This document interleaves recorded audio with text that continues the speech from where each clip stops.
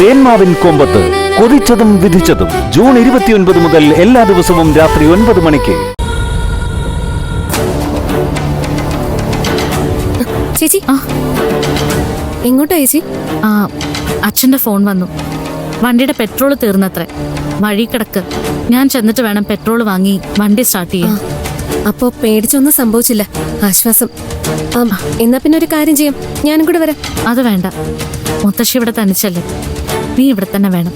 ഞാൻ പോയിട്ട് പെട്ടെന്ന് വരാം. ശരത്ത് മോനെ അപ്പോഴേ പറഞ്ഞതല്ലേ ആ വണ്ടി നല്ലതല്ലാന്ന്. ഇപ്പൊ കണ്ടോ വഴി കിടക്കുന്നത്.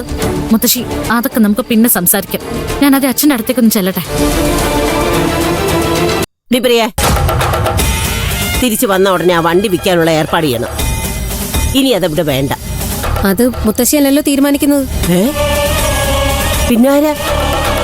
ആഹാ, എവിടുന്നോ കയറി വന്ന നീയാണോ അത് തീരുമാനിക്കുന്നേ? എന്റെ മുത്തശ്ശി, എനിക്ക് താല്പര്യം തോന്നിയിട്ടല്ല ആ വണ്ടി മേടിച്ചത്. ഉള്ളിലിരുന്ന് ആരോ എന്നെ നിർബന്ധിച്ചു. അങ്ങനെ വാങ്ങിയതാ ഞാനത്. ആ ആള് പറയാതെ ഞാനത് വിൽക്കില്ല. ഏതാള്? വാങ്ങാൻ നിർബന്ധിച്ച അതേ ആള്. അന്ന് ആ വർക്ക്ഷോപ്പിൽ പോവാനോ ആ കാറ് കാണാനും ഇഷ്ടം തോന്നാനും ഒക്കെ എന്താ കാരണം? ആ ആളിന്റെ പ്രേരണയാ. ഏതാളിന്റെ? നിത്യയുടെ.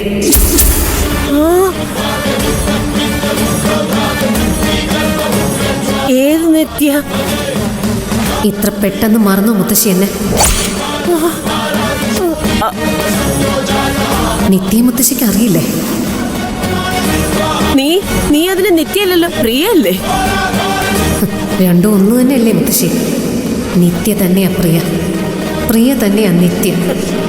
എനിക്കൊന്നും മനസ്സിലാവുന്നില്ല. നീ എന്തൊക്കെയായി പറയുന്നേ? മനസ്സിലാവാത്തത് എന്റെ കുറ്റമല്ല മുത്തശ്ശി. അത് മുത്തശ്ശിയുടെ മാത്രം പ്രശ്നം. ഞാൻ എന്തായാലും ആ വണ്ടി വിൽക്കില്ല. ആ വണ്ടി നിന്നാലും ഓടിയാലും അതിനൊരു കാരണം ഉണ്ടാവുമെന്ന് മാത്രം മുത്തശ്ശി തൽക്കാലം മനസ്സിലാക്കിയാൽ മതി.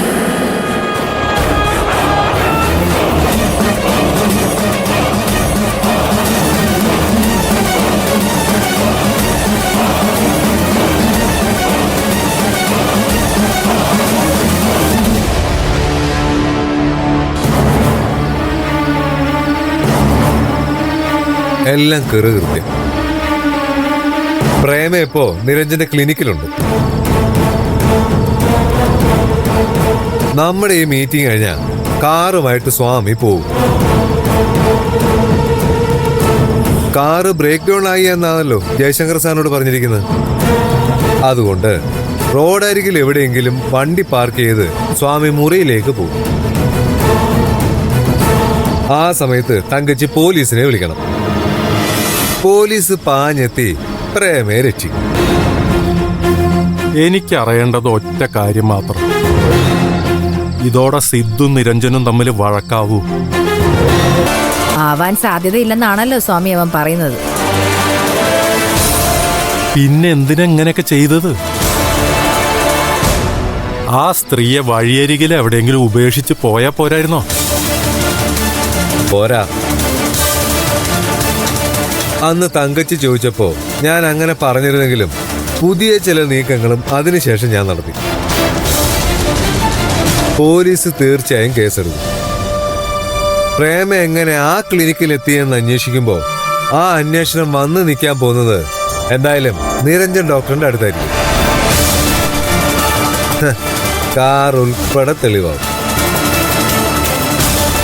അതോടെ നിരഞ്ജനെ സിദ്ധുവിന്റെ വീട്ടുകാര് സംശയിക്കും. അവര് നല്ല ചങ്ങാതിമാരാണ്. ചെങ്ങാത്തൊക്കെ പോകാൻ എത്ര നേരം വേണം സ്വാമി? വെറുതെ മണ്ടത്തരം പറയല്ലേ ശരത്തെ. പ്രേമയ്ക്ക് ബോധം വന്ന അവര് തട്ടിക്കൊണ്ടു പോയത് നിരഞ്ജനല്ലെന്ന് പറയില്ലേ? അവിടെ ദുരൂഹത മുഴുവൻ മാറില്ലേ? അത്ര പെട്ടെന്നൊന്നും മാറില്ല. ഞാനാണ് തട്ടിക്കൊണ്ട് പോയെന്ന് പ്രേമയ്ക്ക് അറിയില്ലല്ലോ. എന്തായാലും നമ്മൾ തമ്മിലും അതിനെക്കുറിച്ച് തർക്കം വേണ്ട. അതും ഇപ്പോ. വരുന്ന പോലെ വരട്ടെ. ഭാഗ്യമുണ്ടെങ്കിൽ നമ്മൾ വിചാരിച്ച പോലെ നടക്കും.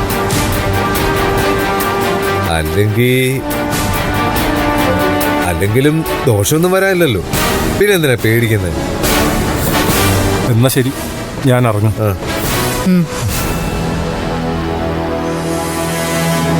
ഞാൻ വാക്ക് പാലിച്ചിട്ടുണ്ട്.